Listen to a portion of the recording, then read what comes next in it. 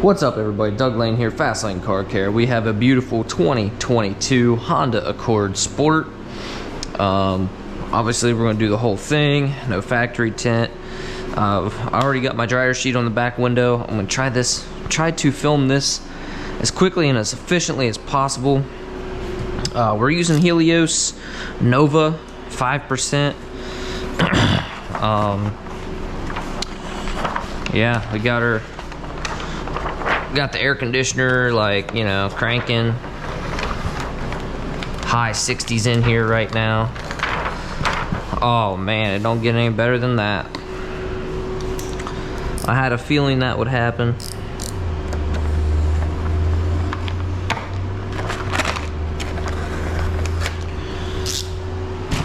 Not to fear.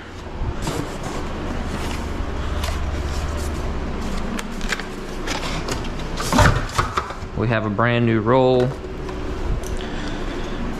I knew it was going to be low, but I wasn't sure it was going to be that low, so that kind of defeats the whole purpose of trying to film this quickly and efficiently. That's alright, we got a whole nother 100-foot roll, brand spanking new. Been sitting on the wall, still wrapped up. I'm gonna do this a little bit differently than I do most of my videos. I'm going to try to basically film it as if I were tinting any other car. So like a lot of times in the video you'll see, like, I'll cut the back window, shrink the back window, install the back window. Cut the quarter windows, install the quarter windows. Well, you know, then do the roll-ups, blah blah blah. When I actually tint a car, that's kind of slow. Kind of a slow way to do things. What I normally do is I will lay out all the windows, cut all the windows, and then, you know, shrink everything that needs shrink. Usually I'll do the windshield strip last. I will do it last, but for the most part I'll do everything that I need to do. Then I'll start installing, and it just makes that go a little bit faster. Well, the problem is it makes it kind of a pain in the butt to edit. So normally I just do one window at a time, so that way it's like one consistent consecutive video. Like I said, I'm gonna try to do things a little bit differently today. Don't know if it's gonna work. Kind of pre-trim this. Well, I mean, I know it's gonna work, but I may regret it when I go to edit the video and it's like a real pain in the butt. Got a bunch of clips. Get over here.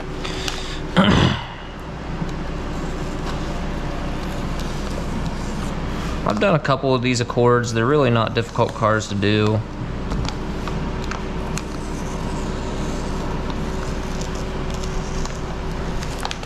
A couple little things you gotta watch out for on this back window.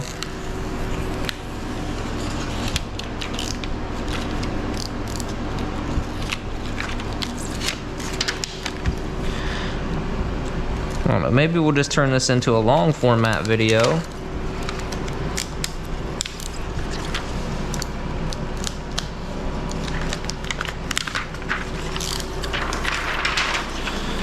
Highly doubt we're gonna have enough overhang. Nope, not even close. So to the scrap pile she goes.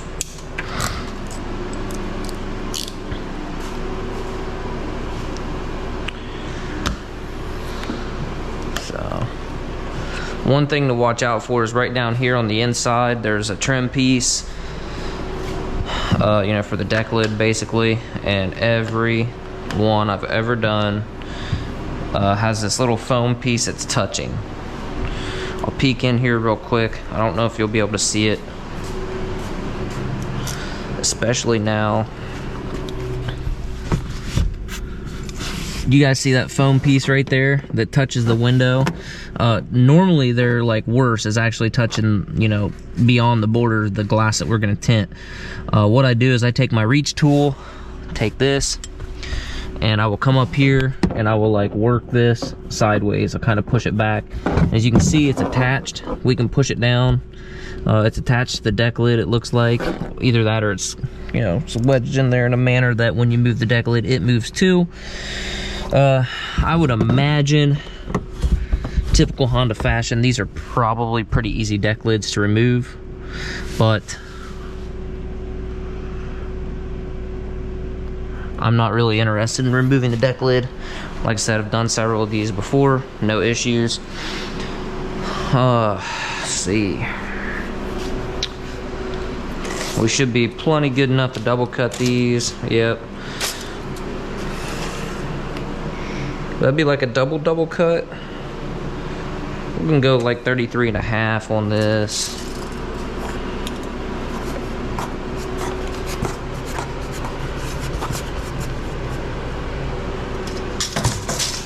Every time, man, it don't matter how, like, I always put the box the wrong way. Every time. What's this, tape? Always put it the wrong way.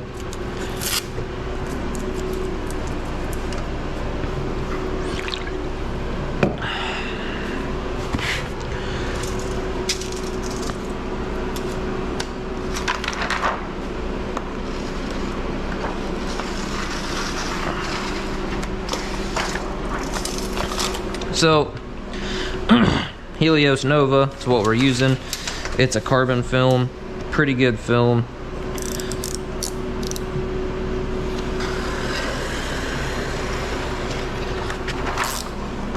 Our slip solution might be a little bit slippery for it, but we will see. Like anything else, we're going to put our straight edge right here.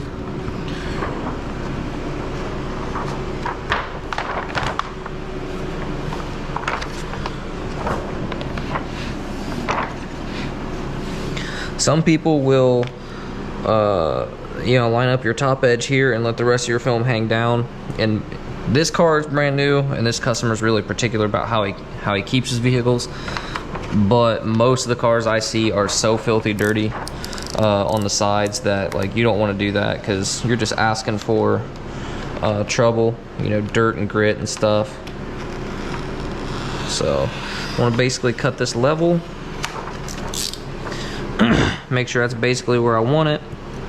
And go ahead and slide it this way.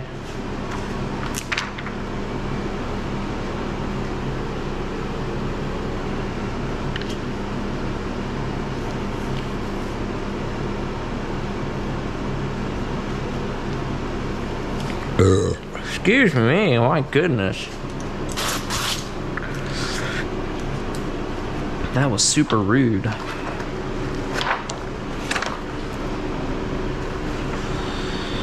So this is our straight edge here.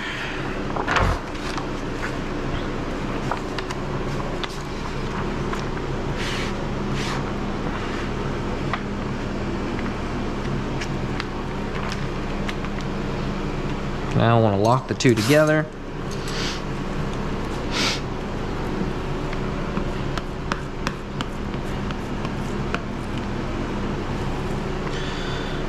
Now what I like to do right now is I like to cut this front edge.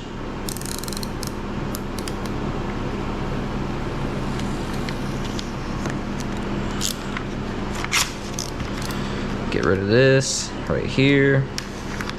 And then I'm gonna take this. Realistically, we can get rid of all this.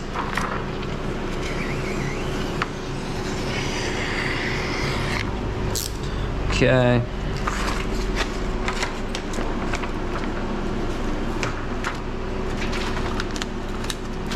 Let's see if we have enough. We do indeed. So for right now, we'll lay that right there. Might as well stick it to the roof. Otherwise, the air conditioner is going to want to blow it away. Reason I cut this edge out, so when I shut the door, it's not crinkling, it's not getting stuck in there or anything like that. That's the only reason. I'm going to go ahead and switch to a new blade. Just because.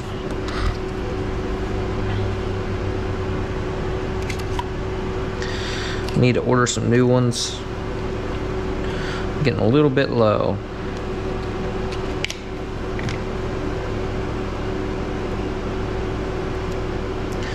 It's almost 9 o'clock. I want to be done with this by about 11. I'll take 11:30. Filming things does slow down, but, or slow me down rather, but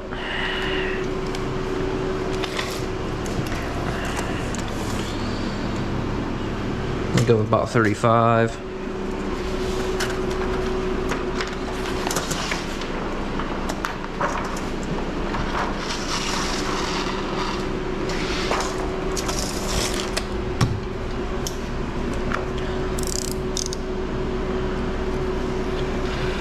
Whatever my measurement is, I always like to pull about another ½ inch off the roll. Just gives me a little extra cushion, especially since some windows are like contoured this way. You can, be right on the money, or so you think, and then end up being short, and that's frustrating. So, like right there, it's very, very close. Closer than I wanted it to be. We should still be able to make it work, but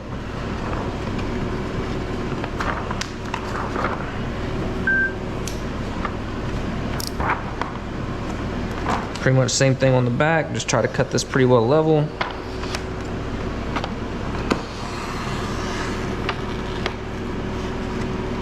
Cutting it up a little bit higher than I would, simply because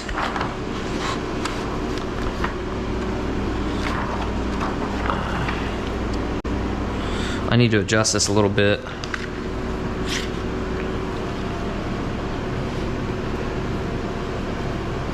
See, I got about a ½ inch there, and maybe a ¼ inch here, but it's realistically all we need.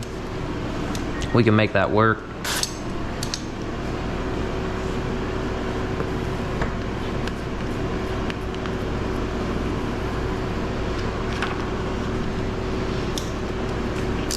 Go ahead and take this extra trash off so it's not getting stuck to stuff.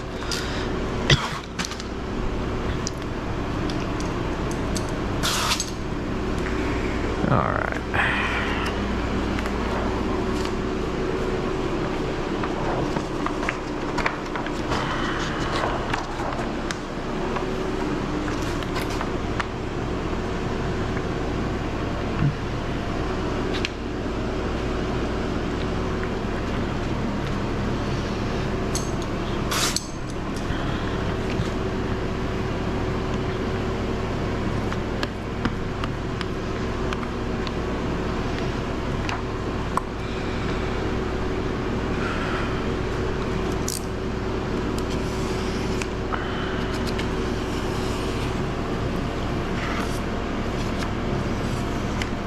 Okie dokie. Now here's going to be our other window, quarter window. So what we'll do,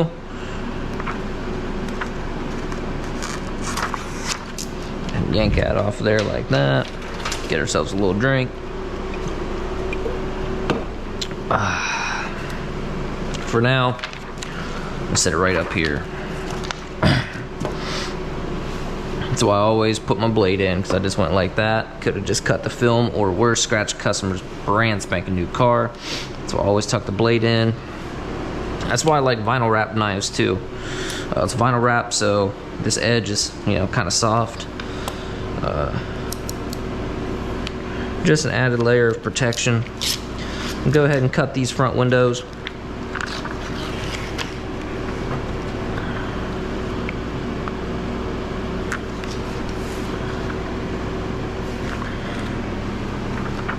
So I slid it left a decent amount. I slid it down just a tiny amount. Now I just ruined that pattern for sure. Thought I was on the edge, definitely was not on the edge, but you'll have that sometimes. So let's see, did we slide it over enough? That's covered all the way? Heck no.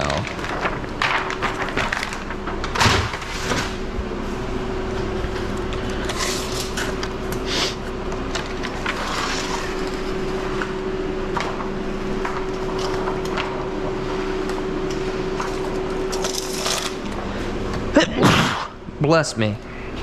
All right, we're gonna cut about 36 this time. Buy us a little bit extra insurance because it was pretty tight the last time. Could have made it work if I wouldn't have messed up, but that's life.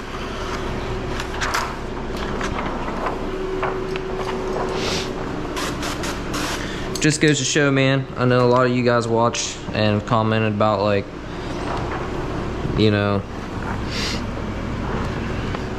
how long did it take to get this good and stuff, and one of the reasons why I don't really edit anything on this on my channel. You see me make mistakes and mess up and stuff, because that's life. I mean, it don't matter how good you are, how long you've been tinting. Silly stuff like that where I thought I was in the groove but I wasn't. So like, I like to cut like this so my blade's not slicing the seal. I'm kind of like in between the seal and the glass, you know, just, I don't know, whatever you want to call it, however you want to word it. You know, long story short, my cut was off, and therefore I gotta redo. I want to grab this right here. I want to pull my film away from the car, obviously. So now we can lift this up, scooch it back to about where we want it.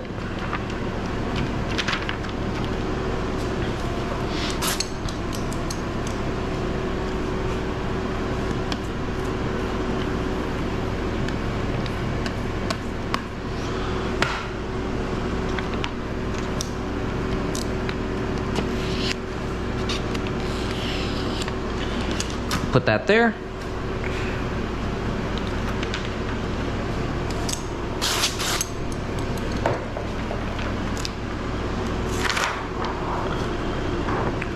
Let's try it again.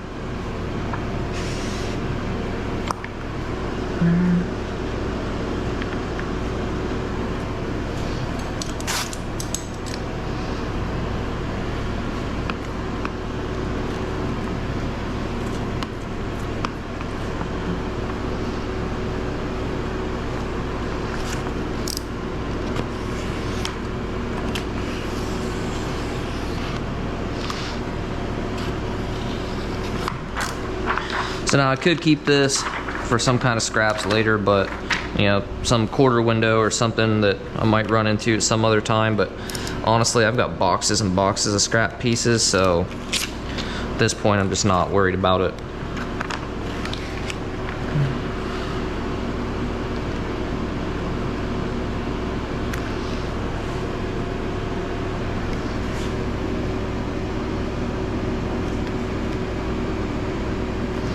I don't know if you probably couldn't tell from the camera, but my top piece slid more than my bottom piece, so I just had to make sure that was lined back up. Now I just want to pull just a little bit. I just want to make sure everything's lined back up. I'm gonna anchor this down a little bit better because I do want I want everything to come over just a little bit more. Not much.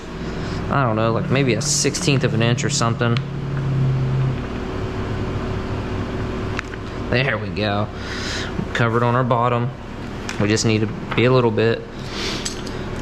These seals are pretty tight, if I remember correctly. I know like pretty much every other new Honda is. So, like I said, I've done a handful of these, but I don't remember every last little detail about them.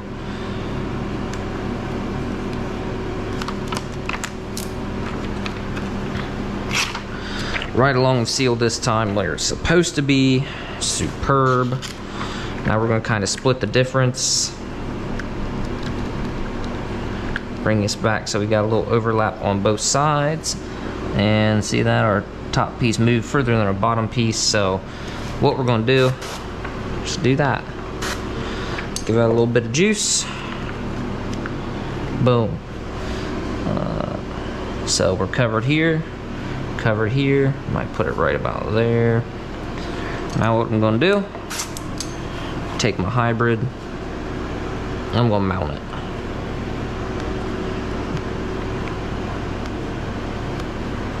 don't want to mess with this too much. I don't want to end up creasing it or anything. But there, now she is ready. She's mounted. She's ready to bump that front door down.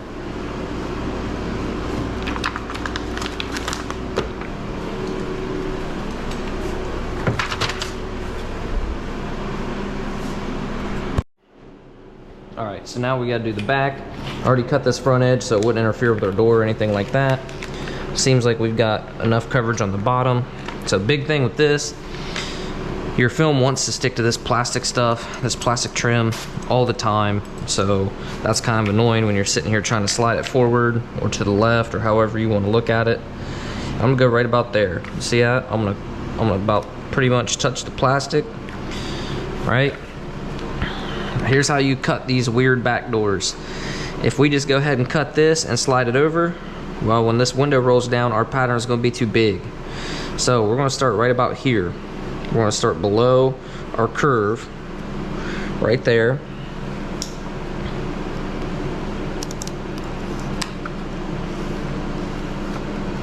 Okay, lift that up, kind of cut it out. You could rip this, but I find it's a lot cleaner if you cut that little chunk out, that little tail. And now I want to get rid of this too. Now what we're going to do, you can see we got a little bit of a gap because it doesn't want to lay in there all the way. Pretty simple. We're going to cover it to about the opposite. You know what I mean? We're going to go over our plastic trim here. We should just barely be covered here, right? And if we want, we could even go a little bit further yet. Okay, we're still just, I mean, we're barely covered. So, you know, maybe we want to come back just a touch. Right there's just fine. I know you guys probably can't even see it, but we're talking like, I don't know, millimeters, if anything. So, go ahead. Now this car is ready to do the top edge.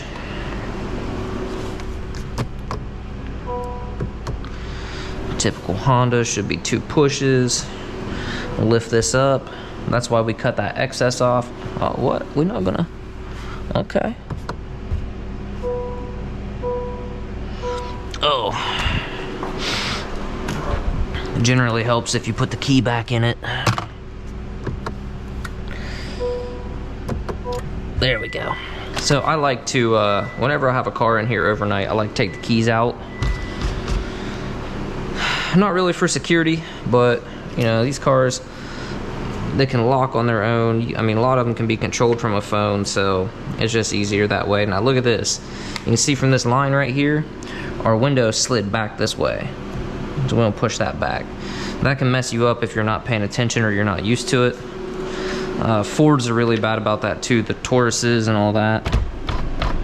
So we're gonna bump that window down. Now we can just go ahead and turn off our key. Don't need it. We'll give it a little spritz. Same with this way. I want to anchor this top edge.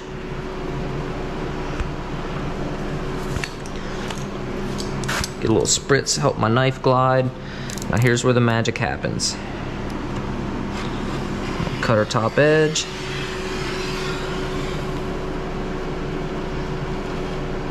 Cut this weird little, I don't know, whatever you want to call it. We're gonna cut out. Same deal. Go ahead and snap one segment off so we can cut this top edge with another segment. This is gonna be a little bit trickier because it wants to, you know, it wants to create a finger right here. And I don't really want it to have a finger right there, but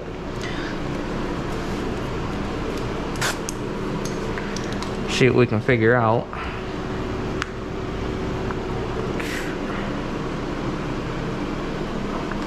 Okay.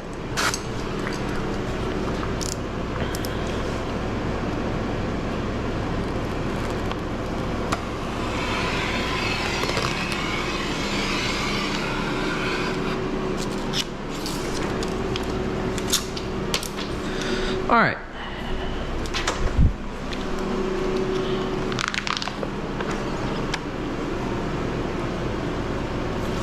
So right here when we first got our blade in was a little bit choppy. So we're gonna just round that like we normally would. Now I'm gonna snap me a couple new segments. I want an absolutely fresh blade for what I'm about to do.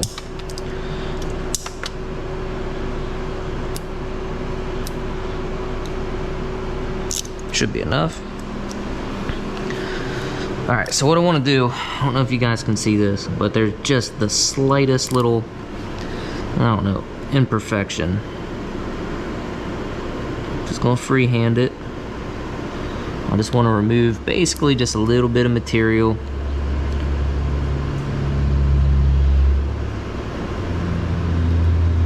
I don't necessarily care if it's 1000% perfect.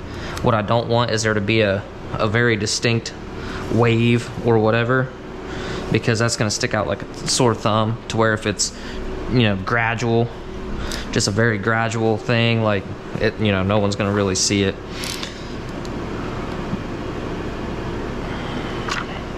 Same deal as always, round off our corners, cut off our excess. Now you can see this, our pattern shifted one more than the other, so not a huge deal. Here's how you can do that. So right now I got, I don't know, maybe a 1/16 of an inch, so I'm just gonna lift up the one pattern,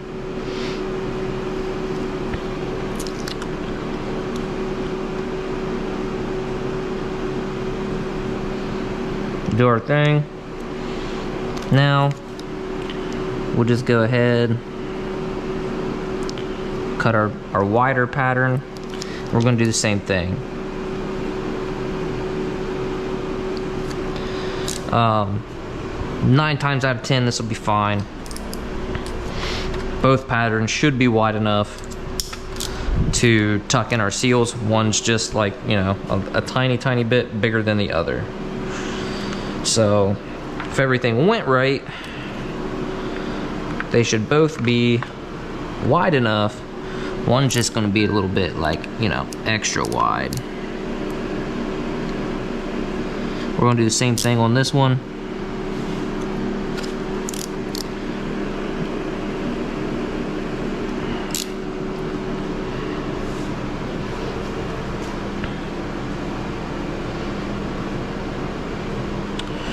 Now, normally I would heat shrink these together, but that's not going to work for these because it's carbon.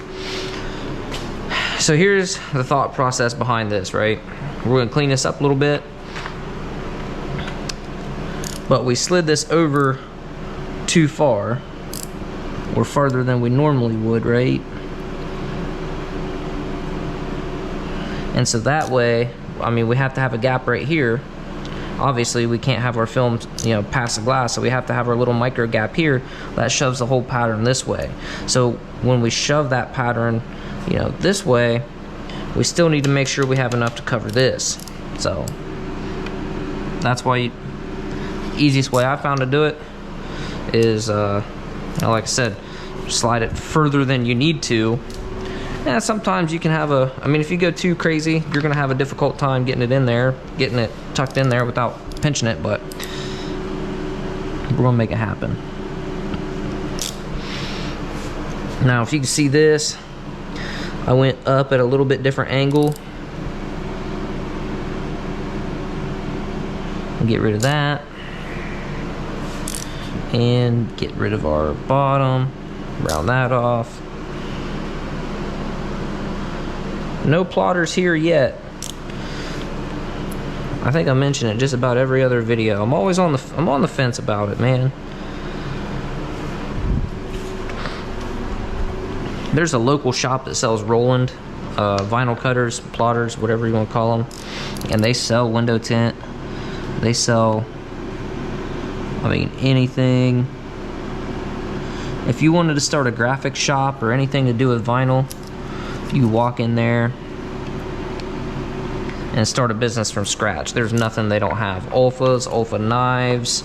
I mean, they sell the little yard signs, the stomp stakes. I mean, everything, anything you could think of. Any color, shade, type vinyl in the world. Maybe not in the world, but they got a lot of stuff, man. But if I could walk in there and talk to the guy, which I mean, I've talked to the people that own it before, but if they could or would be willing to like give me a demo, like set me up with a demo cutter. There we go. They set me up with a demo cutter, let me use it for a couple weeks and see how it works, you know, set it up for me, get it running. I would probably buy it.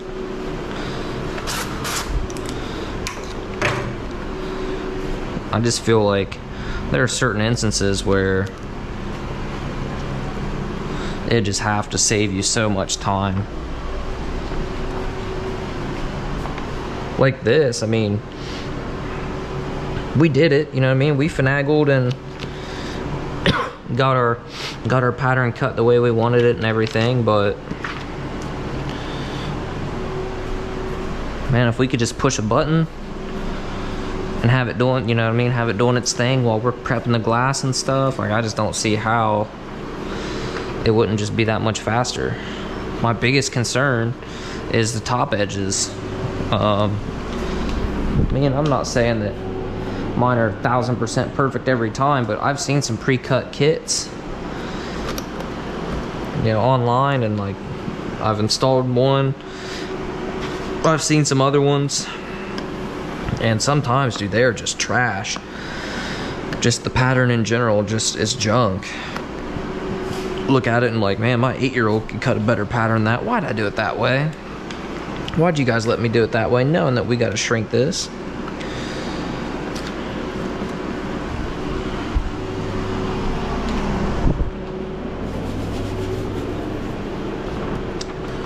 All right, so now it's time to shrink some stuff.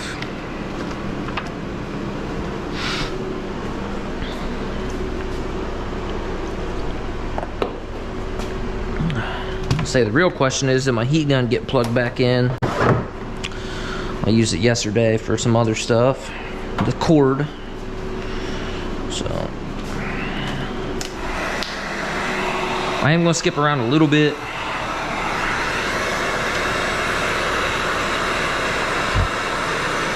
I'm going to shrink all the doors, and then I'm going to jump on the back glass.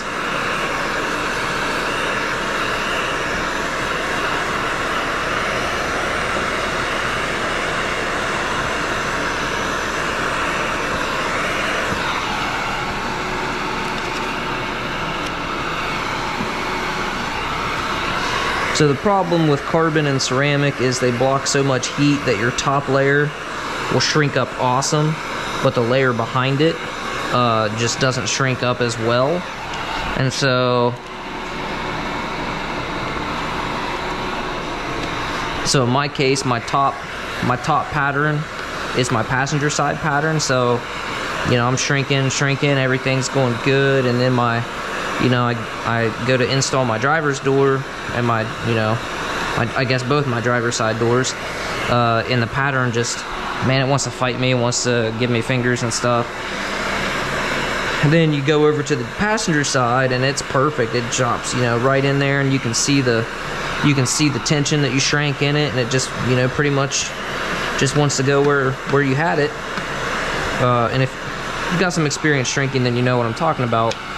When you install a well shrunk pattern, you get your bottom portion in, and you can see the moisture and the tension in the film, and all you got to do is push it out where it wants to go, and it stays. You don't have any little fingers pop up or anything like that. So you know, one side goes really well, the other side doesn't, and that's frustrating. So standard procedure for me whenever I'm doing carbon or ceramic films, I don't shrink them at the same, you know, I don't double shrink.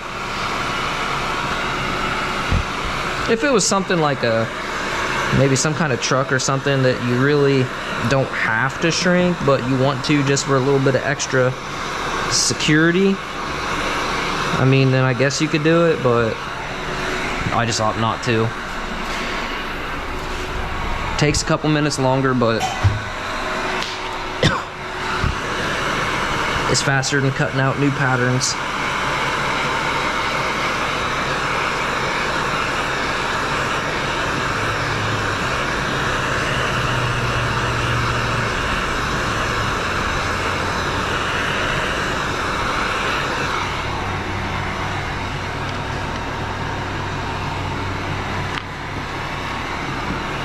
So this is called snap shrinking, I believe.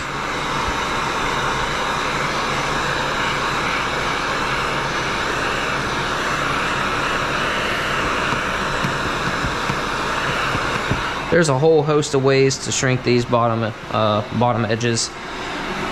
I mean, some people pull shrink. I don't know. I've never had good luck pull shrinking anything. I also don't practice it a whole lot. I'll do it once in a while. As far as doing doors.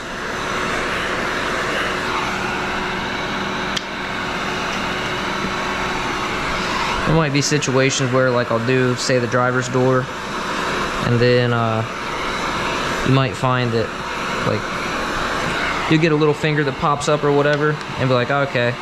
So then, like, I might lift it up and shrink it up just a little bit, just so I don't have to move the pattern 2 or 3 times. Because I set them up to tint, obviously, with the edges below the door. So that way when I roll the window up and down to prep it, you know, I'm not getting my film creased up in my seals. So like I gotta move all these. I'm not gonna do it right now. We're gonna heat shrink out this back glass.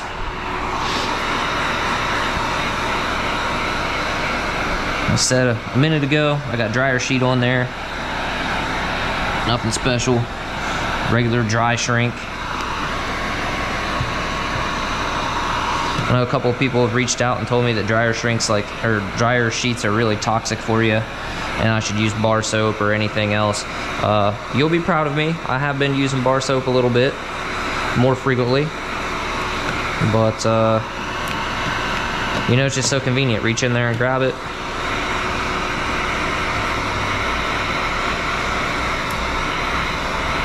Get it done.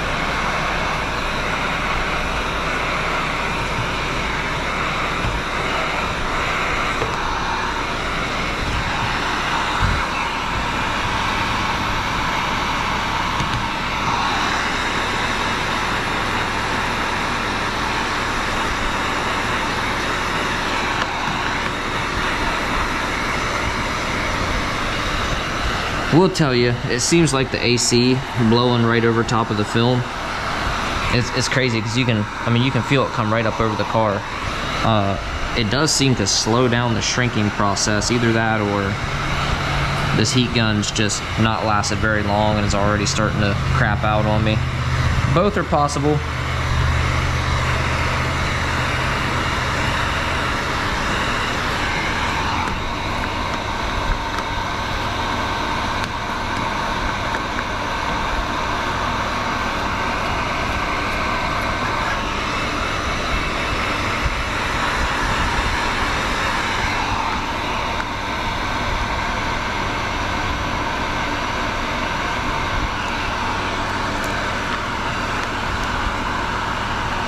See, I want to just take the film and fly it away. I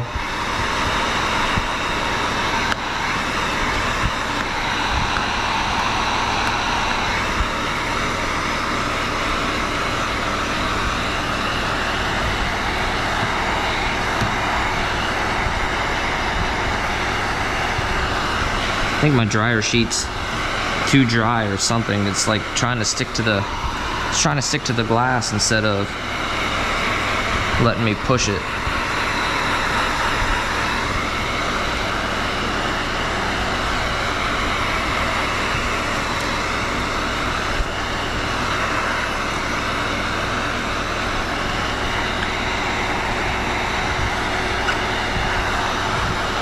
So when I was first learning how to tint, how to shrink and all that stuff, I always started on the back window first. Like I would do everything for the back window. I would shrink it, cut it, everything, because for me, it was the most difficult window to learn how to do. So in my mind, you know, I didn't want to start with the other windows and do them and then get to the back window and just, you know, struggle with it the whole time. Or, you know, think I was done with the car and go rushing through and mess up the back window. So I would do everything on the back window first. I don't know, it worked for me. And then as I got better, learned how to do it, got more consistent with it. You know, because a lot of different windows, they're just shaped different ways. There's different curves. Start using different films, they behave differently. It's all stuff that just comes with experience, learning how to do it. But as I got better, I realized that was kind of slow.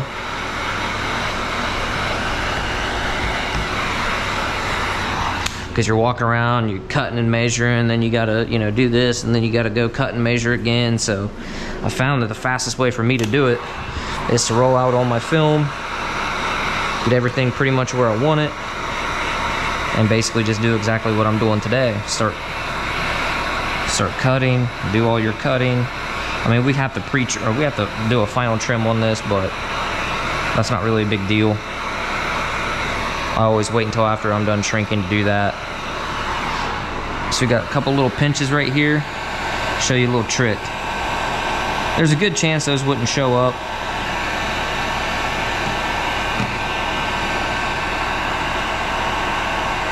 Anyway, but what I'm gonna do is I'm just gonna put a little air underneath them, shrink them, gone. One little guy right there, right here. So same deal. We'll push some air over here. I don't know if you can see that better. 100% gone. So that's another little trick. If you have, you know, you got a little pinch, you got a little aggressive with your hard card, felt card, whatever. Don't think that you have to redo it. A little tiny pinch up like that probably would just be in the liner, so when you push it out on the glass, it'd probably be okay, but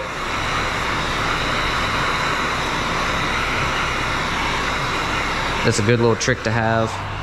It's better to deal with it now on the outside than to go through the entire process. See, look at this. It's like, man, it's really wanting to stick. I don't know what the deal is.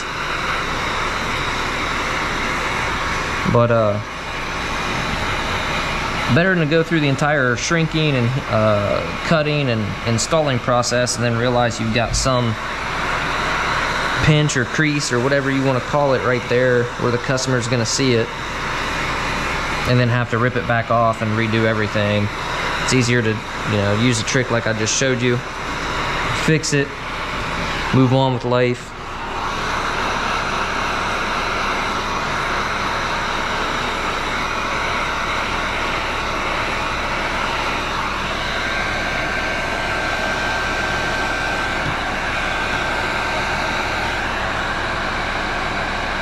So I got another one right there. No big deal. Normally I don't have that much of an issue, but I really think either my dryer sheet was a little bit damp when I put it on there, and so now it's like dried to the glass and it's not letting it slide. I think that's about the only thing it could be, but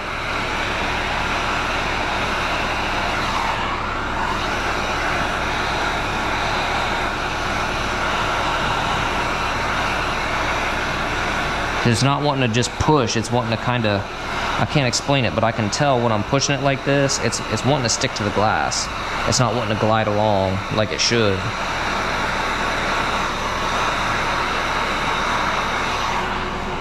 See how we got this big curve right here?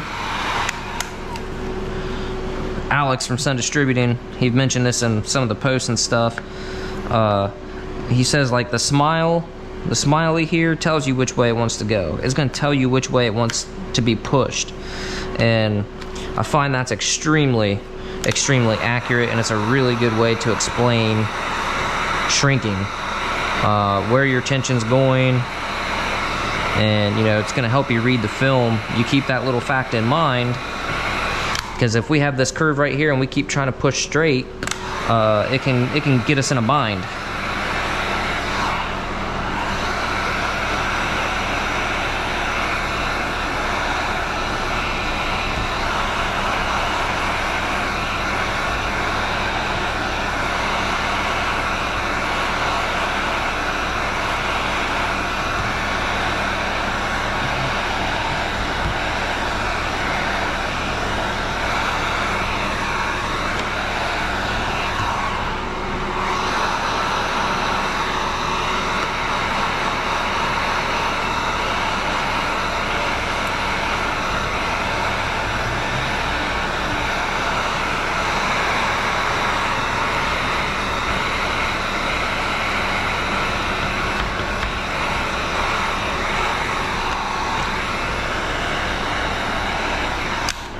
All right.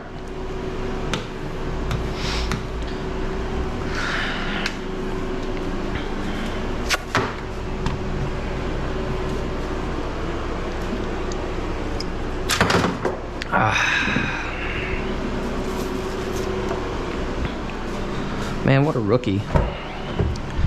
I threw my dash towel on it. Look, you can already tell how dark this is, and we don't even have all the windows tinted. We just got tint like laying on the windows.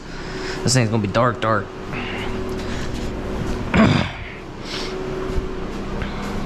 Thought I was gonna have this all set up and save myself a little bit of time. Because the issue is, I'm not running a big battery pack. I'm just running the GoPro batteries. I have 2 of them, and the problem is they get hot. They get hot. They die really fast, and then you could switch them out, but the camera itself is hot, so it just eats the batteries up to where, like, it might say you have 4 or 5 hours of time, you know, between the 2 batteries. You might only get like 2.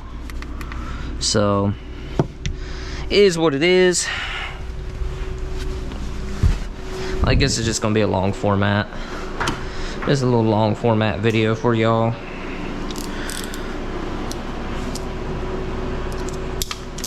I'll snap off a blade here.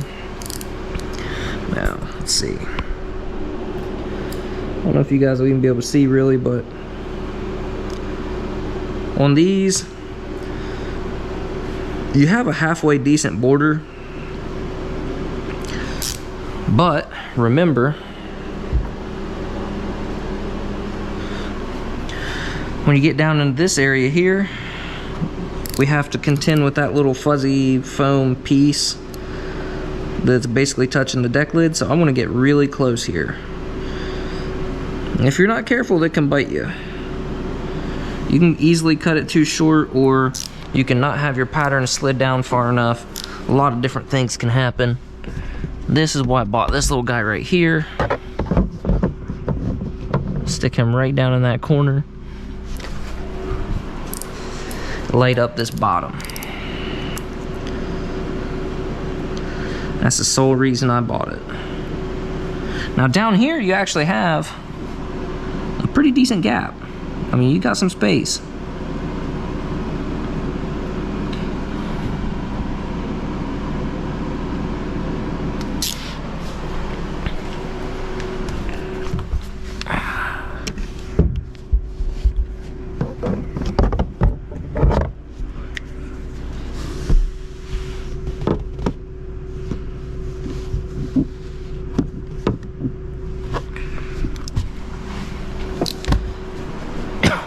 On your sides up here, you've got pretty good space too.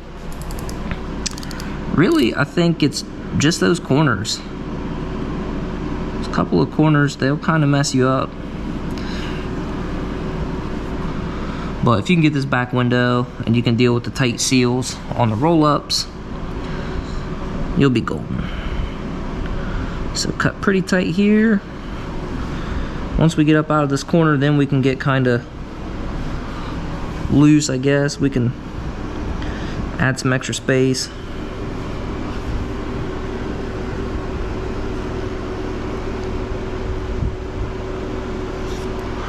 So I'm gonna go ahead and cut straight up.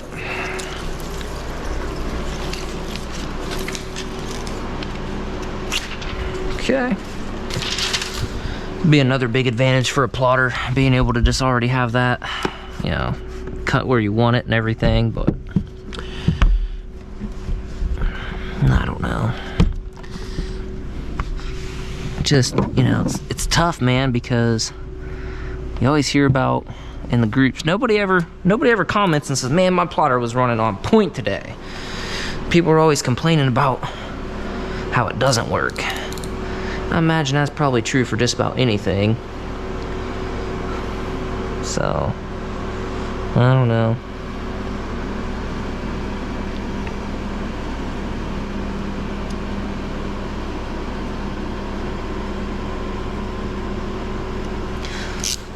A plotter is about the only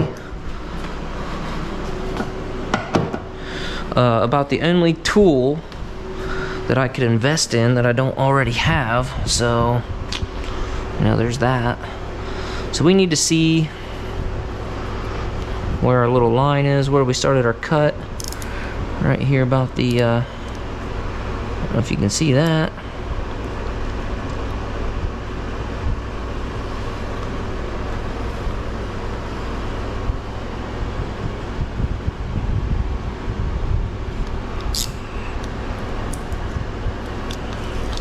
Obviously, this should go without saying. Make sure you're using a stainless steel blade. Make sure you got a sharp edge or a sharp segment or whatever.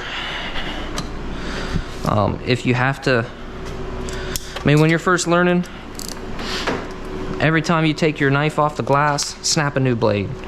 I know it sounds silly, but man, some of this glass is expensive.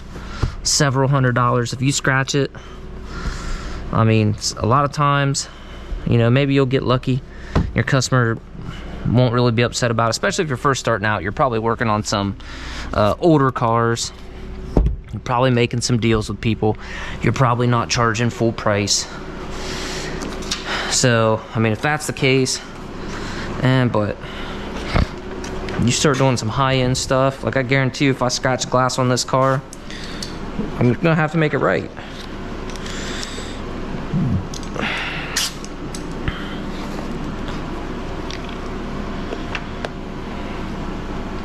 And trust me from experience, you can get those little chip repair kits,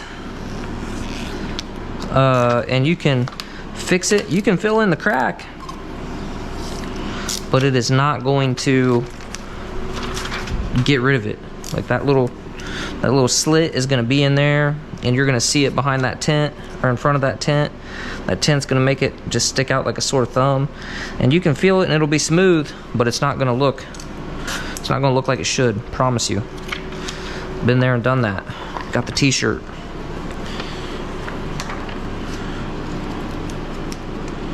But I got lucky, and it was like two little scratches where I was rounding off the corners. But I had a carbon blade, which is, you know, it's a big no-no. And the problem was not the carbon. I mean, I've cut on cars with carbon for years, never scratched any glass, but I was in this doing a mobile job, had really poor lighting, and instead of just taking the time to snap a new segment, I kept sitting here trying to round my corner, and it like wasn't working. So I tried to round it again, and it wasn't working. And you know, trying to round it in the exact same spot with a dull blade multiple times, ended up getting a little scratchy scratch.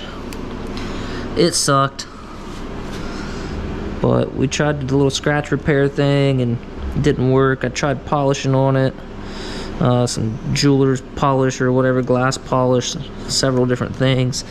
Didn't work, but got pretty lucky.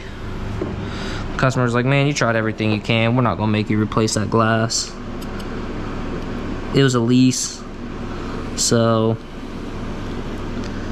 they weren't super upset about it. They're really just, I mean, it wasn't like I was like, it's like two little like half moons, and yeah, it is what it is. live and learn. Luckily, that lesson wasn't a very expensive one. It just took me a lot of time with the polish and, you know, this and that. But guess what? I stopped using carbon blades. Just because I got away with it for a long time, I was like, nah, you know what? It's not worth the risk. What if I would have been a Mercedes or something, you know, really expensive, or Tesla? Tesla, you know, could have been a bad deal. You know, Tesla, the big problem with Tesla is you can't just go anywhere and buy parts for them. You know, I can't just call up the dealership and be like, hey, you know, I need to get this part or piece.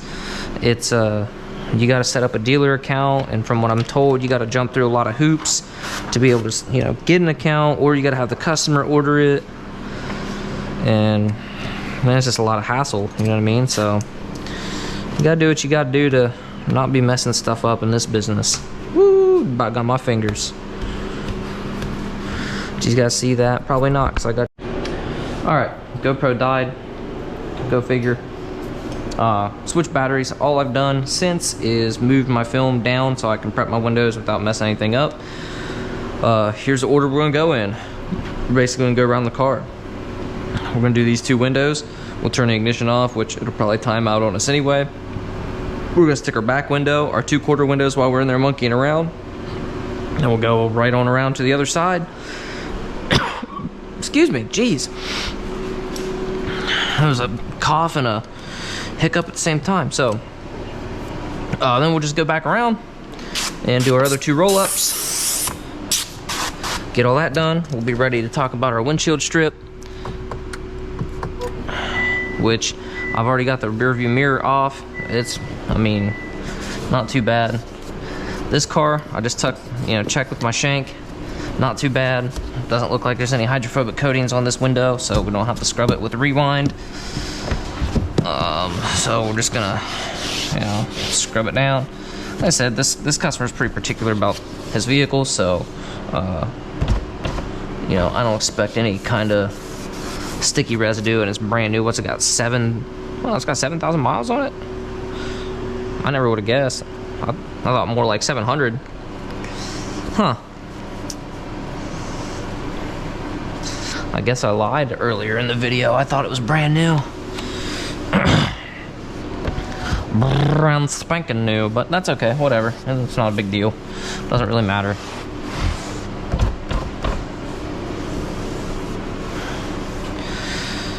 So, you know, now we're gonna squeegee our windows, flush our seals. For me, that's like the most important thing.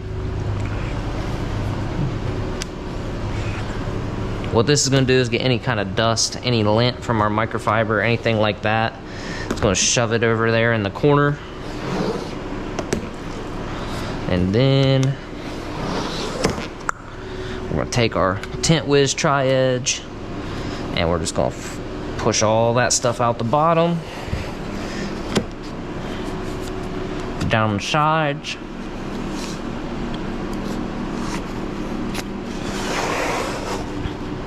Ugh, a little bit tight right there. All right, we'll do the same thing.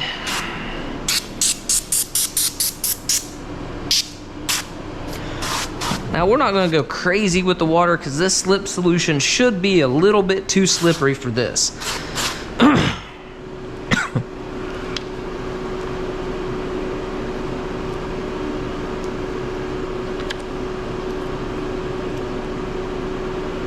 There we, there we go.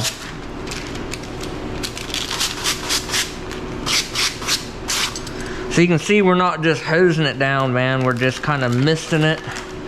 Make sure we don't have any dry spots, but you know, not get too crazy.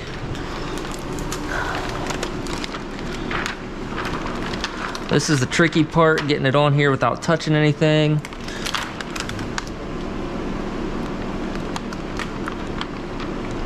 Kind of slide that back in there. Now we can kind of roll this forward. Okay. Make sure that's kind of tucked in there like that. Make sure that's good. sure that rolls into our seal. Nice, nice, okay.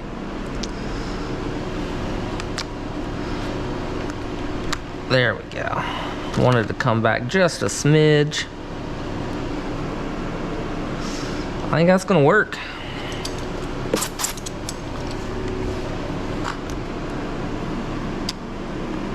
It's just real gentle right here.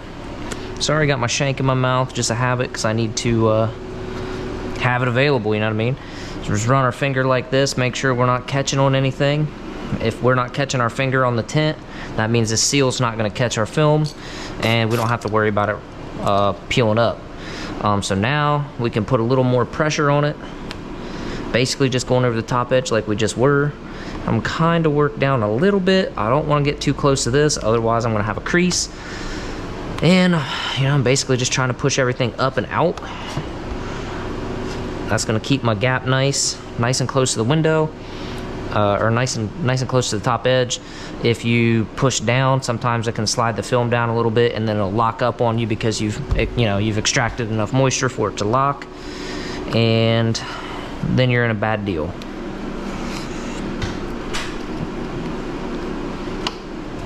So take another towel here, and we're just gonna catch any moisture right up in this top edge.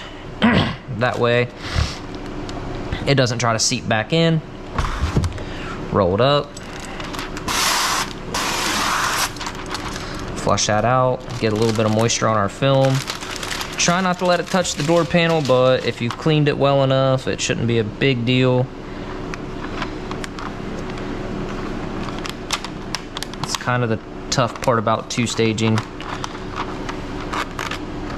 You also want to make sure your hands are clean in case you have to do what I just did and reach in there and kind of flip your film around.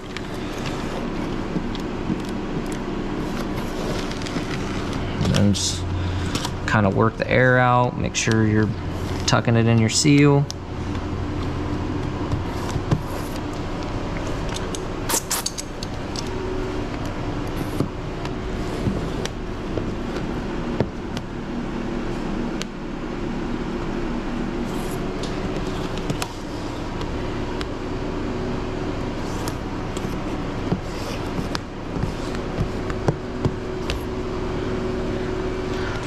Alright, so now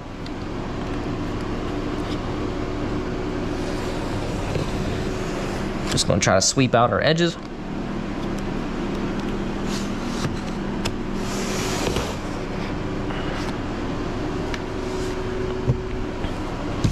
Wipe this off real quick. Now we're not done here. We really didn't hard pass that on the bottom edge, mainly because I don't want to hit anything and, you know, cause a little pinch or something like that and then end up creasing it. So I also don't want to push it really hard and create a vacuum and suck our film up, or suck, you know, moisture up and drag dirt up in with it. So now that we've got the edges pushed out, now we can push out, you know, we can hard pass it here, put some pretty good pressure on it.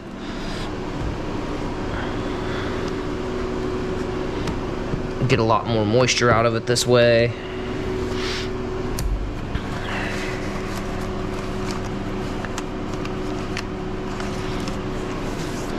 Get her little foot here.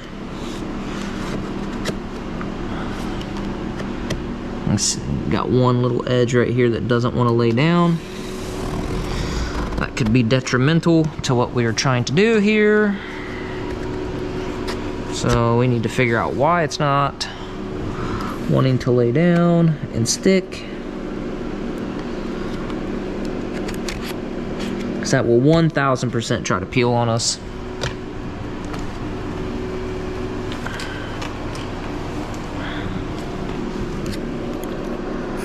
Touching this. Okay, this is probably where we shrank it. We got some, I don't even know if you can see it, we just got some tension on there. Not touching anything. We're not going to worry about it right now. We're going to let this dry out a little bit, let that glue tack up, then we're going to come back and hit it with some heat. Should lay right down. If it doesn't, well, then it doesn't and we got to redo it.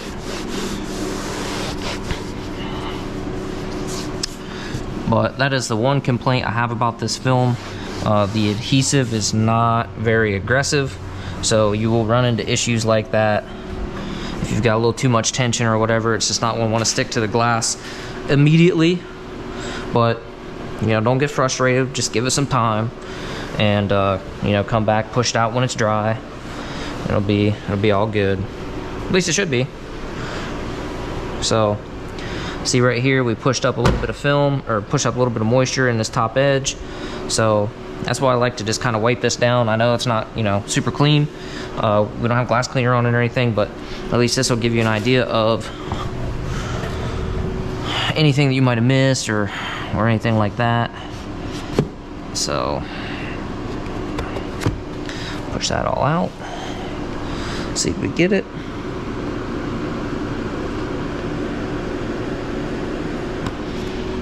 See if we can't use the Tint Whiz tri-edge.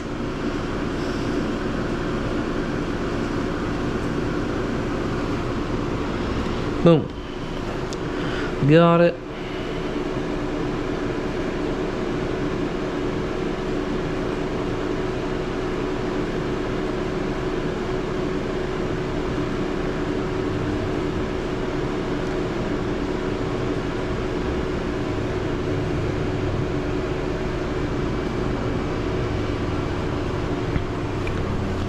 Got one little speck of dust right there. That's kind of annoying, but I mean, heck, one speck on a whole window, psh, ain't terrible. We'll come back later, heat that up, and see if we can't kind of, you know, basically crush it, make it go away. So sometimes you can, sometimes you can't. I'm basically just telling you this in case we run out of batteries and I have to cut this video short. You guys have been watching for a while, know that sometimes that's a thing. That's a thing that happens. We do that here. So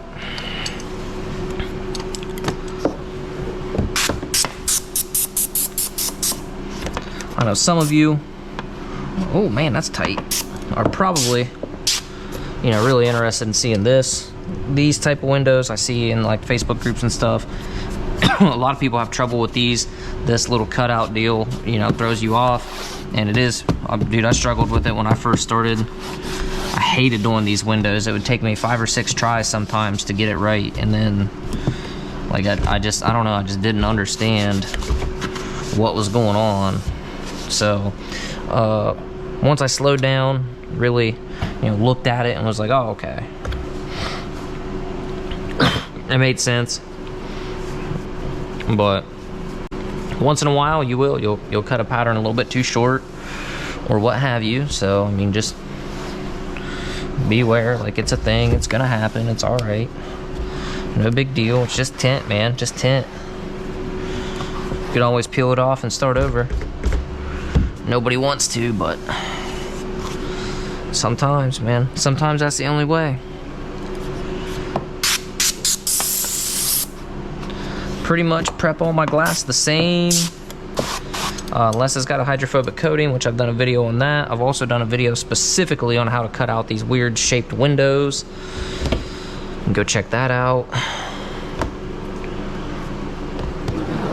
I don't have time to sit there and link everything all the time. So you will have to actually just go to the how-to playlist and scroll around until you find it. It is titled something like what I just said, how to tint weird shaped windows or something like that. I don't know.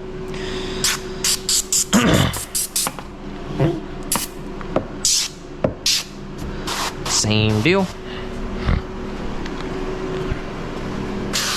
Right there, we're doing that so any dust that's floating between us will get stuck to the release liner and not try to get sucked into the film when I peel it. Peel the liner back. Now I am going to use a little bit more moisture on this window because we got to do a little bit more sliding. Same thing, just make sure we don't touch anything. Now I like to start these by getting this big tall front edge set up. Push down on it, make sure it's going to be set. Now I want to push this in so it's not touching anything. We're getting it ready to go to its home. So get that kind of pushed in like that. It's kind of worked in here. Now we got a huge gap. That's, I mean, you know, we can't do that, but what we're trying to do is get that where it needs to be. We're gonna pinch up just a little bit right there. That's okay. Look at that, everything looks real nice. We got just a little bit of a, you know, gap right there. So it's not putting pressure on this seal. It shouldn't snag or anything like that.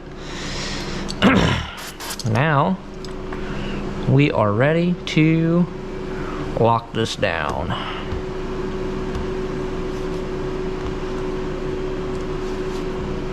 If you'll notice, we're covered. You know, we got no light gap in here. We got no light gap on this side.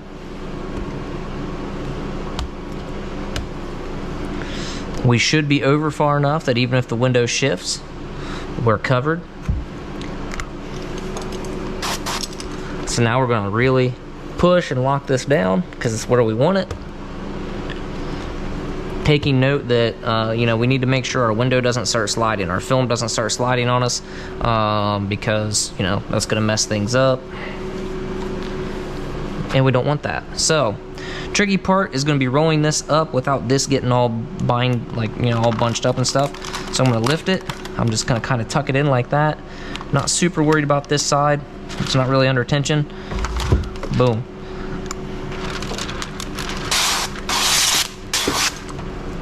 Same deal as earlier. Grab a hold of this with my wet fingers.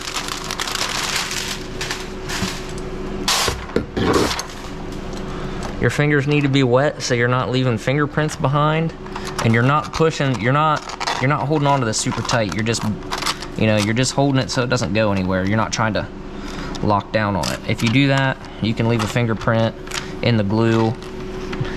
I've only seen it done once. One of the guys I had working for me at one point last year, it's the only time I've ever seen it. He was like, man, I think there's something on the glass. And I looked at it, you know, I went over there and looked at it, and I was like, nah, you pinched it too hard, man. You got a fingerprint. He was like, what? Like, yeah. Redo. It's the only time I've ever seen it. I don't know. I just don't, you know, don't push that hard is what I don't do it. So, I can't think of any time I've ever done it. Leave a fingerprint. So see how we got these fingers trying to pop up here even though we shrank it? It's just because we didn't have enough room with that squeegee to push everything out the bottom.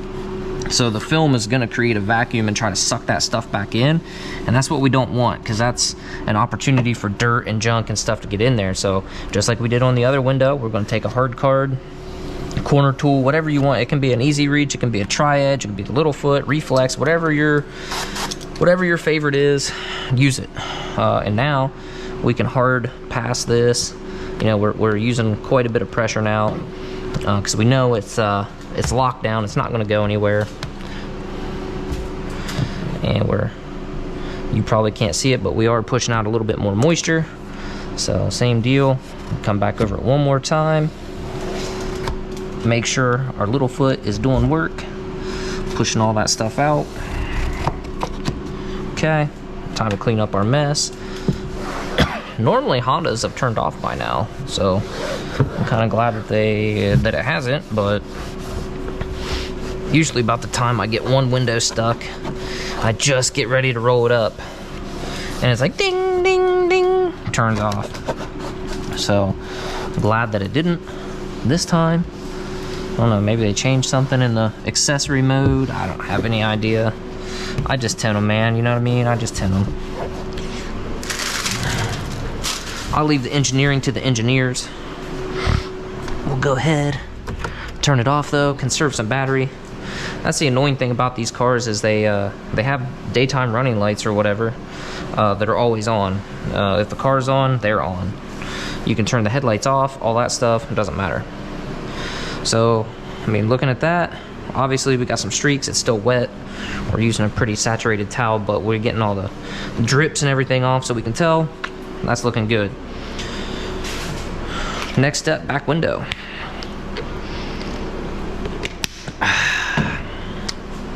So, I like to pick these up as I go. Step on one one time, and you'll find out why. Because you're going to hit the floor, or your life's going to flash in front of your eyes. One of the two, but something bad's going to happen. Promise you. Alright, so I pretty much just have a towel laid down. So again, this customer's particular.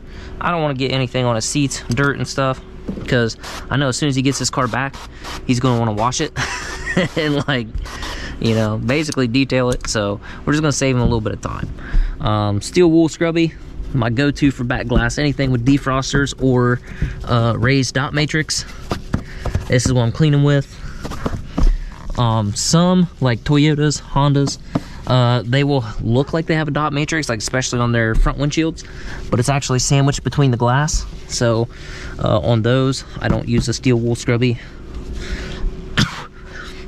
unless it's had a bunch of oil change stickers or something like that. And then you know, you might want the extra cleaning power of the steel wool. These are just, I had a lot of people ask about them. They're just the SOS. You can get them at anywhere that sells stuff to do dishes. That's what they're used for. I don't know if they're a triple odd or quadruple odd or what they are, but they come loaded with soap. And the first couple times you use them, they're gonna make a heck of a mess. So beware of that. Make sure you're not using them on anything with light interior, because they'll usually stain blue. Not necessarily stain it, but you're gonna have to clean it, and time is money, so just beware. So throw that right here. Take our towel here. Take a dry one. Hope you guys can see halfway decent, but wouldn't be surprised if you can't. These things are kind of tight. The back window's like low, and I gotta turn my head just to keep from smacking you guys off the roof. And obviously I gotta turn my head to get down in the bottom of it anyway. But so microfiber, and people ask about what microfibers I use. Sometimes these are just Sam's Club microfibers, man. They are good. I think they're for like janitorials. What they say they're like multi-use or whatever, but they're with the janitorial section stuff, mop buckets and whatnot. They work really well. They don't leave a whole bunch of lint behind like some other styles and brands. That being said, when I detailed, I wouldn't use these on paint. I just use these as like carpet, windows, you know, basically stuff that's not sensitive like paint, I guess I should say. Could you? Sure, you could. And you could get away with it. You just need to keep them clean. I don't detail anymore, so I don't really worry about it. Whew. If you're not out of breath, you're not doing it right. So now, you know, again, just like on the window, on the roll-up windows, you know, this could have, you know, dust and lint on it from our microfiber, and we don't want that in our film. So I like to mist it down one more time, and I like to go from passenger side to driver's side. It's just probably because I'm right-handed, and it's the way I like to do it. So I'll get down to about right there. It's about as far as I can go. You can see I got some little streaks right here. No big deal. We'll just come back across. I like to wipe my squeegee off every pass. You don't want to use a towel because that's going to introduce the opportunity for more lint and stuff. Now we're going to squeegee everything else out the bottom. Using a bulldozer here. It is my go-to back window tool. Love it. It's an excellent tool. Just slides right behind those brake lights.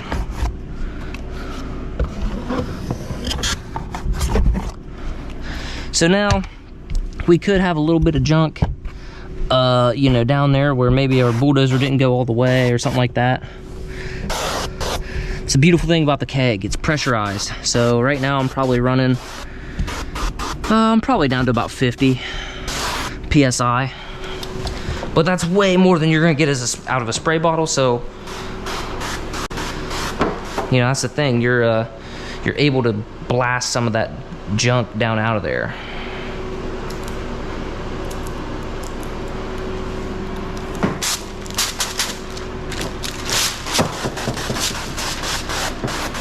So somebody's probably gonna mention or think about the air conditioner blowing dust over the car. It's really not dusty in here for the most part. And last night, before I rolled this car in, I actually hosed down the entire floor. Like I swept it, hosed it down, squeegeed it out, all that good stuff. So we should be as dust free as you can be, really. I mean, it's never gonna be perfect, but that's also the point of, you know, misting this.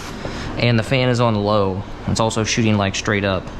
Not that that little directional thing really does much. It's honestly kind of there for looks. But, you know, whatever. It works. Kinda.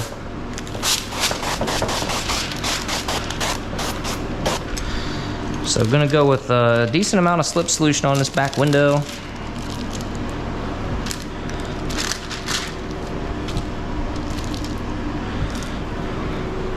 Because it's gonna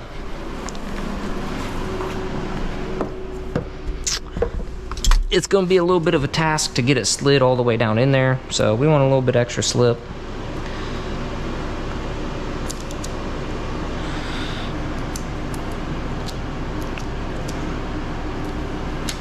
Shrank it too good, really stuck on that glass. So I like to reverse roll. You could Frankenstein it, man, but I don't know. I'm sure if I practiced it, I could do it, but seems to me like anytime I Frankenstein anything but a hatchback window, it seems like I'm gonna touch something. I may be kind of a smaller statured individual, but I can promise you one thing. I'm not flexible or nimble. I'm not those two things. So some people are like, oh man, you know, it's probably easy getting in these cars being as small as you are. No, not really. It's not the years, it's the mileage. And I got a lot of miles on me.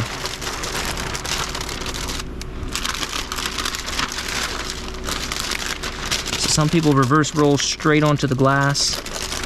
To me, same issue as Frankensteining. Wants to touch everything. Now, touching this film like this is not ideal. That's why I'm touching the very edges. Especially on a window like this, to me, like I'm just not able to get the film down there in order to release, do the release liner. Now, I have seen some people do like a technique that you'd use on like a Tesla sunroof, and that's reverse roll it the opposite direction. Like instead of going left to right, go right to left. And that seems like that might work. It seems possible. So I need a little bit more slip. We're trying to bind up there on the right side, which means we are off. I can't stick my head up under here because I have a GoPro on it, so I'm just gonna try to continue to kind of guide this down. I'm trying to look through my 5% tint here and see where it needs to go. Okay, we're pretty much just needing to go straight down at this point, looks like.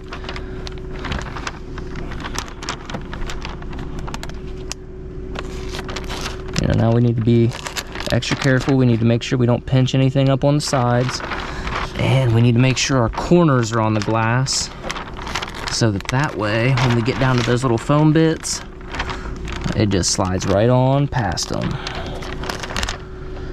So, there's that. Let's go ahead and lift that up a little bit, see where we're at. Okay.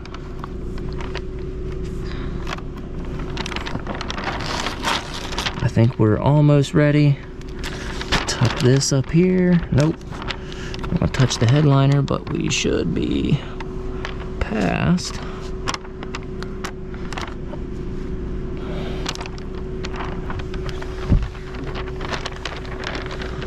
That's kind of my guide right there, so we're way far down on this side, but that's all right.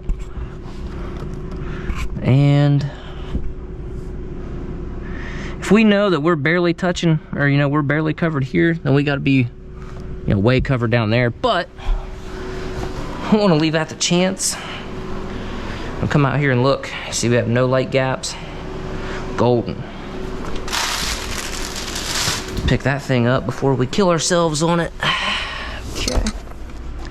There went the headrests.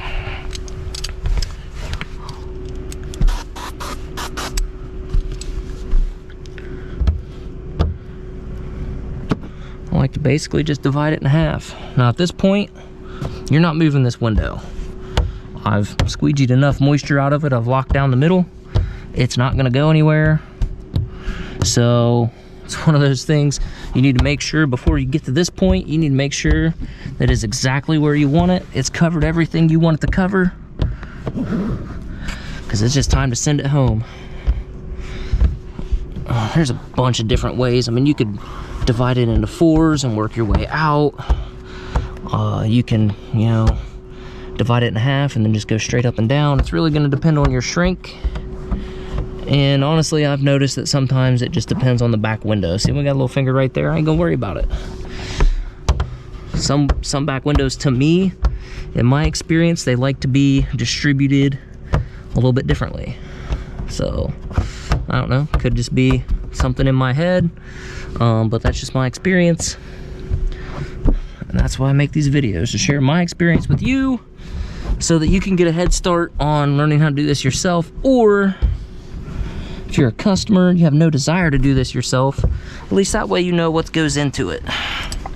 So you can kind of appreciate a quality tint job a little bit more than maybe somebody that, you know, just does it on the side for some beer money or whatever. They just, you know, aren't gonna take pride in their work or what have you. So.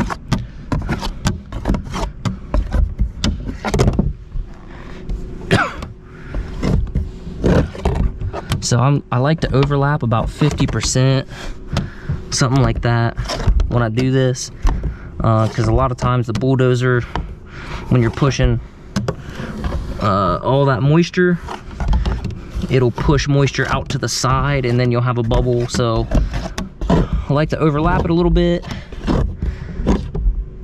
and then I like to go over it about 2, maybe 3 times down here in the bottom.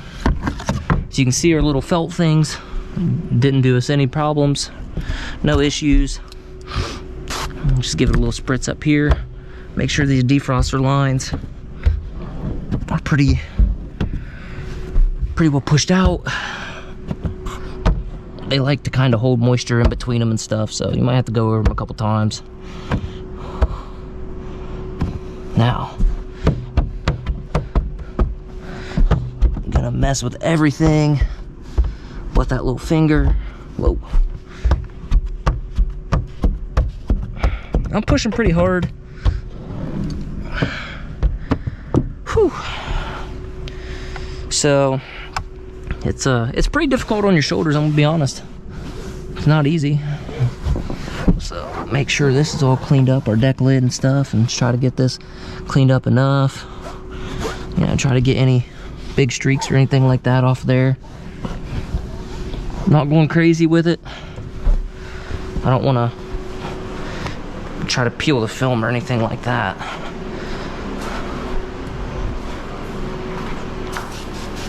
Normally I don't glass cleaner this, but I want to show you guys what's going on. You know, like I said in other videos, I normally wait until the very end.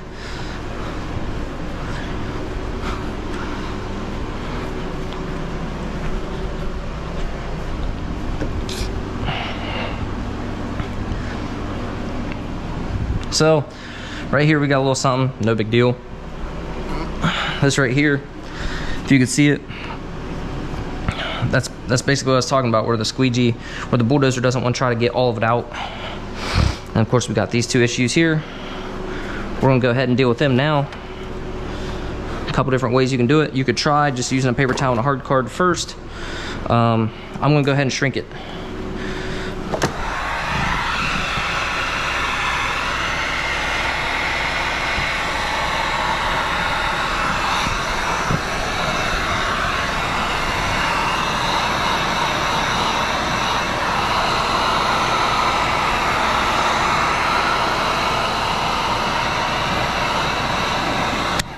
Okay, so now I'm gonna take my hard card, Bondo card, whatever, gonna push it out with the paper towel. Paper towel is gonna absorb the moisture to keep it from sucking back in. You can see it's pretty damp. So we'll move to a dry piece.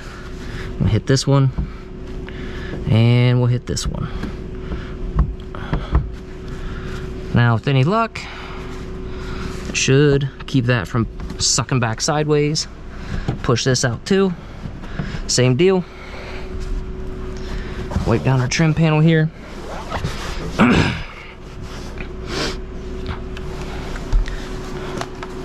Now I'll show you another method. We're gonna use a torch. If you don't have one, don't worry, you can use a heat gun. First off, let's see if we can't just heat that up a little bit.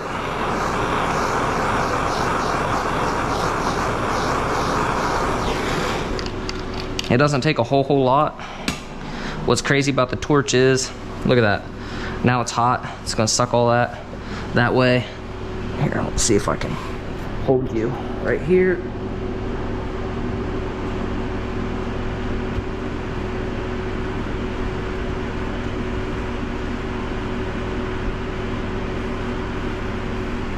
So it's trying to suck a little bit more.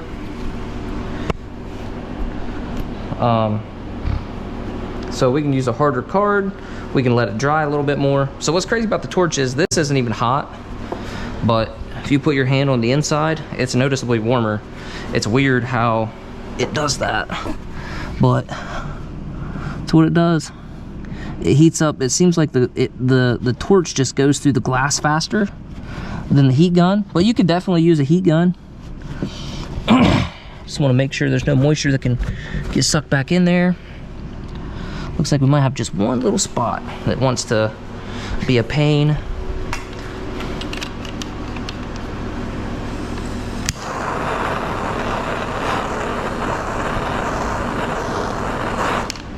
So it's trying to, the heat's expanding it back out. So we're going to cheat. Put that card away. We're going to take our chiseler. We're going to wrap the chiseler up, mainly so it doesn't scratch it. Chiselers are really good about scratching stuff, if you don't, especially if you don't take care of them.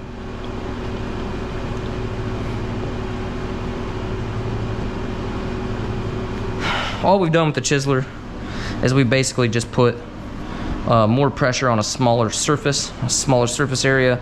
It's going to exert more pressure, and the film's going to push out way easier. So this stuff right here probably might dry out, but I'll do the same thing.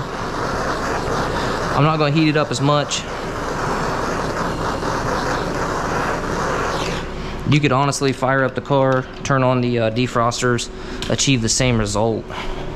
Let them run for a few. But yeah, you know, more than one way to skin a cat. All we're going to do is just try to push some of that moisture out. Let's see if we got it. Boom, right there. We got one little, I don't know what you even want to call it, but one little spot there. So I'm going to take the reach. Let's see if I can't push it sideways.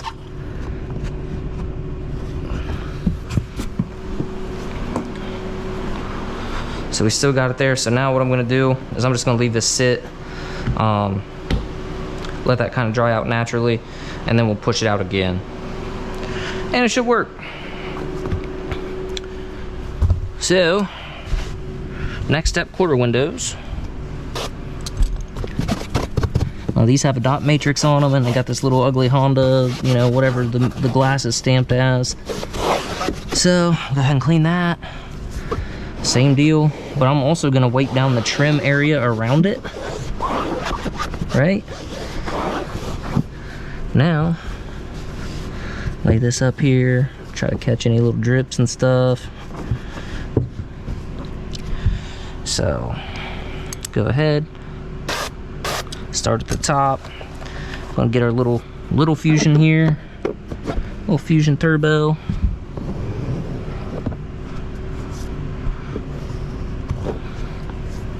This is one area where having some custom-made squeegees can definitely benefit you. Custom sizes and shapes and stuff. but that should be decent. Use the pressure to kind of flush anything down. So that's why I usually don't glass clean the back window, because you're just gonna get more stuff on it. And you're gonna have to clean it again later, but I wanted you guys to see that. So we're just trying to get it in there without touching anything. We need to slide it this way. But it's kind of tough because these trim panels are generally crappy. Like, they're not very consistent. They give you a border, but they don't give you a whole lot of border all the way around. Like over here you got a big border, but down here you don't. So then it's just a matter of trying to hold this, try to squeegee some moisture out so it doesn't try to slide around on you like it just did. See, now we got a little bit of a light gap, so I'm gonna slide it back. Just kind of try to gently, see, we got a little gap there, so try to gently push some moisture out of it without moving it too much. And then once we get pretty much the whole thing squeegeed, then we come back, put some pressure on it.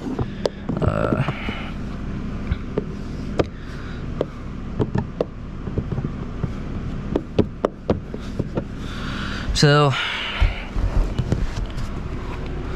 you know, like your big 5-inch squeegee gonna be pretty useless on this window. You're not gonna get it. You're not gonna get very far. I mean, you can get the main part, but you know, all your edges and stuff, you're just not gonna get close to it with that. So you could take a 5-inch squeegee like that and then just cut it whatever way you want, whatever way you think is going to be most beneficial to you.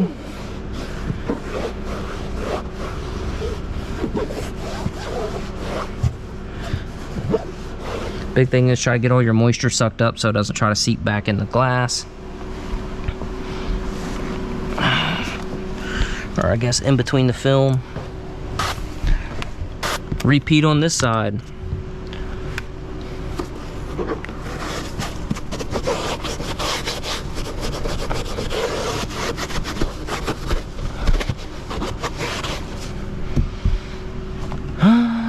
Dun, dun, dun, dun. Same deal, wipe off your trim panels, wipe off the glass. Squeegee. You know, squeegee your glass. I find the passenger side is easier for me to do. Driver's side, I don't know, it just always feels awkward.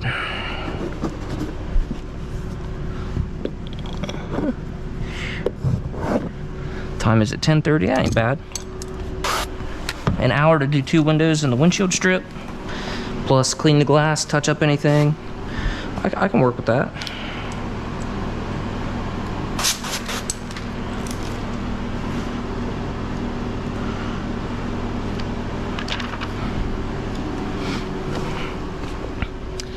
Again, we gotta try to hold this and get it into position without touching anything but the glass. That's the hardest part of this whole deal. Just trying to do that.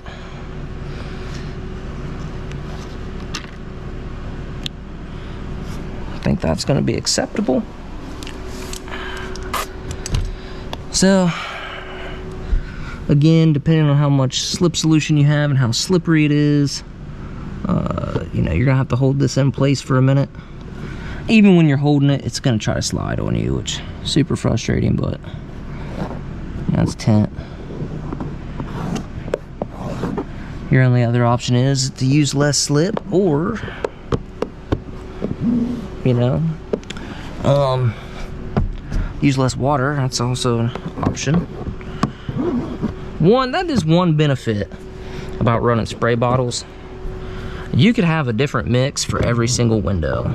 Like, I know a lot of guys run a really slippery solution for windshields because they don't want to use a whole lot of water, and so they'll go that route, and that's fine. You can do that. I don't really like that idea, Because in my experience, if you have too much water, then the issue you have, or too much slip, is your film wants to try to curl up off the glass. See, that sucks right there. We're stuck because of this trim panel being too tight, and now we've got to redo. We've got to re-squeegee. Where'd my squeegee go? Dude, where'd it go? Surely I didn't. No. Bro, I just had...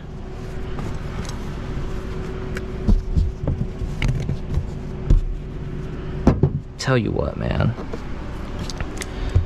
So we got stuck on that trim panel and it tried to pull the film up with it. And that's not what you want. Not ideal at all. So like I said, on the roll-ups, that can bring dust and stuff up out of the seal, up, you know, past the border, and suck it back up into the film. And that sucks. So we're going to use our real thin easy reach here and just try to push that out. May end up having to go grab a shop towel as well, but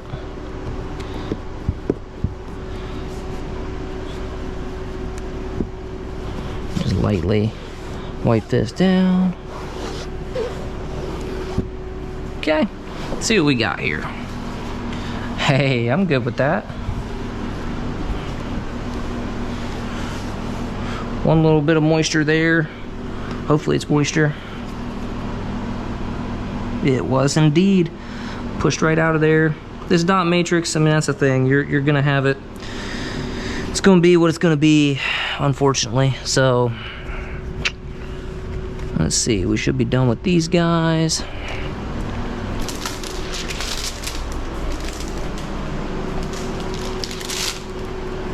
Let's see what we got happening over here. Notice it's trying to do the same thing, even though it wasn't as tight. So we can push that back out.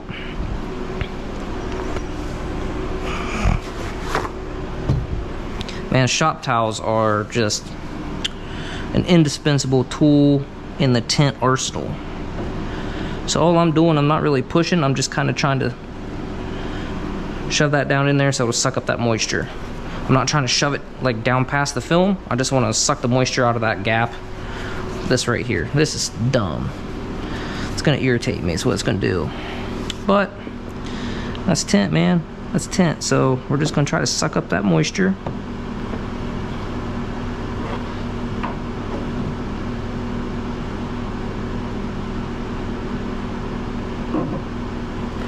Alright, now we got going this way, so I don't know if that's a good thing or a bad thing. So now we're going to push it out this way.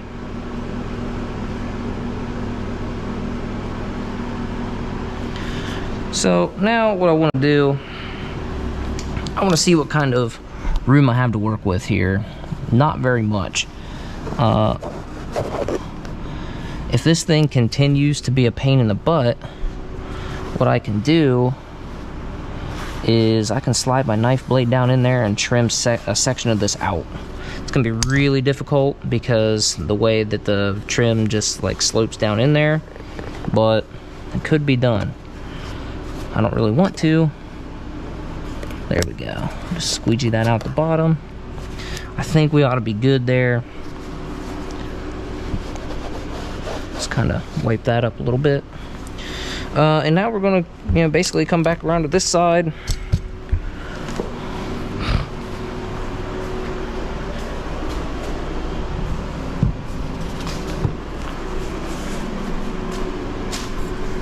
right, how much battery life we have?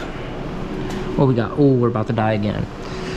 All right, so I'm not gonna drag my keg all the way around, or my hose all the way through the car, because that's not good. Move this bad boy over here.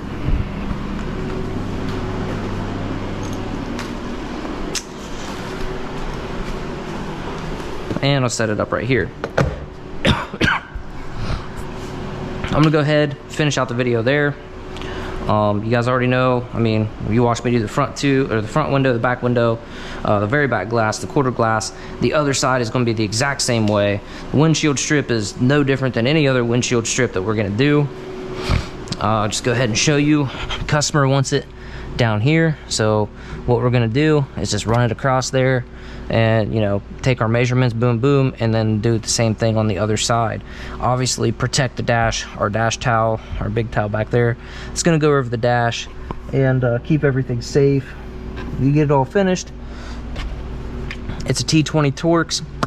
Slide that baby on there. There's no auto dimming function or anything like that. T20, like I said. If you can't figure out how to use a T20, you should probably not be doing this at all.